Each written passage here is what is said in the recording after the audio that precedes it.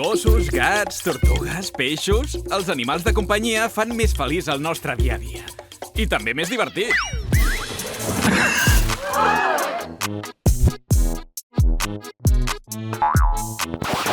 Però els robots també poden ser adorables i fer molta gràcia.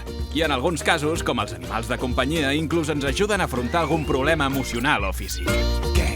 No us ho creieu?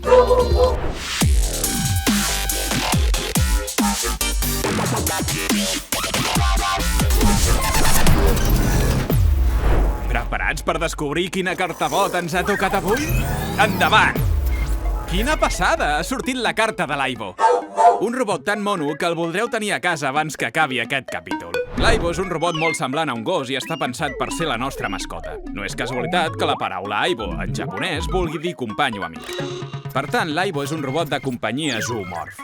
Recordem que la paraula zoomorf vol dir que el robot té forma o aparença d'animal. En aquest cas, un beagle molt bufó. El naixement de l'Aibo remunta a principis dels anys 90, als laboratoris de la multinacional Sony. Les 3.000 unitats que es van vendre online només van trigar 17 segons a esgotar-se. Tothom volia tenir a casa un gosset robot. Però l'Aibo no només és una joguina molt entretinguda. A més, és un robot molt valuós per tractar certes malalties i trastorns. De debò! Sabies que s'ha demostrat que les teràpies amb animals són molt efectives? Diversos estudis demostren que conviure amb animals ajuda a millorar el dia a dia de pacients que pateixen trastorns com l'autisme o la demència. S'ha comprovat que quan algun d'aquests pacients es relaciona amb animals, se li redueixen els nivells d'estrès i d'ansietat.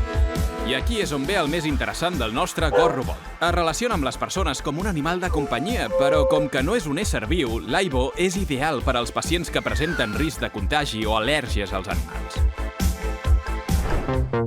Però comportar-se com un gos no és gens fàcil. Per aconseguir-ho, l'Aibo incorpora una tecnologia molt sofisticada amb sensors visuals, d'altres sensibles al tacte, infrarrojos, però el més impressionant és el seu software. Recordem que el software són totes les instruccions o els programes que li diuen al robot què ha de fer. És a dir, el seu cervell, o més aviat les decisions i connexions que fa aquest cervell. Tots els models d'Aibo fan servir l'Aibo Life com a software, que fa que l'Aibo tingui personalitat, camini, balli o reconegui el que l'envolta amb les càmeres i sensors que té.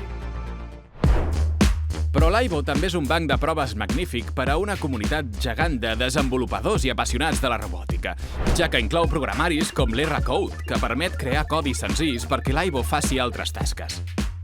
Tota aquesta passió per l'Aibo ha fet que els desenvolupadors l'hagin fet ballar de 1000 maneres diferents.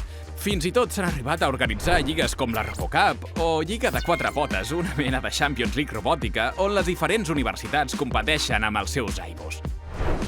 L'Aibo ens ha deixat de 4 grapes, però serà capaç de superar la resta de robots? Quina passada!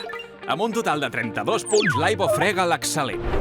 La seva força i la velocitat són notables, sobretot tenint en compte la mida reduïda i l'autonomia que té. Però, sens dubte, l'adaptabilitat i el software obert són els seus punts forts.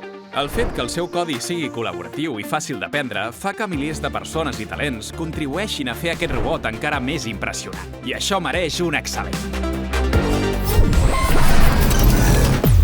Reptabot. El nostre Aibo està aprenent les paraules que fem servir per saludar-lo, però les lletres bon dia s'han perdut en aquesta sopa de lletres del seu codi. Ara nosaltres l'hem de programar per trobar les lletres de la paraula, però respectant-ne l'ordre. Per ajudar-lo haurem de crear una seqüència de fletxes marcant la seva direcció, però no és tan fàcil. Cada fletxa de direcció tindrà una lletra assignada. Segur que quan heu jugat a algun joc d'ordinador, més d'un cop heu fet anar les lletres A, S, D i W en comptes de les de direcció. Tenint en compte el que vol dir cada lletra, sabeu dir quina d'aquestes opcions és la bona perquè l'Aibo resolgui la sopa de lletres?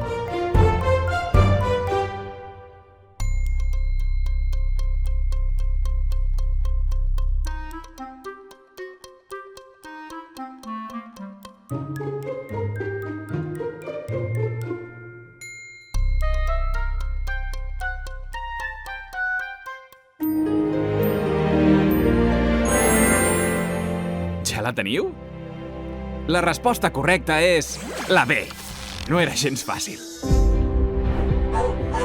L'iBot ens ha demostrat que la robòtica és una disciplina emocionant que pot ajudar a la gent. I també la força del treball en equip. No us perdeu els altres capítols per escollir el vostre robot preferit. Tots amaguen sorpreses, curiositats i molta tecnologia darrere.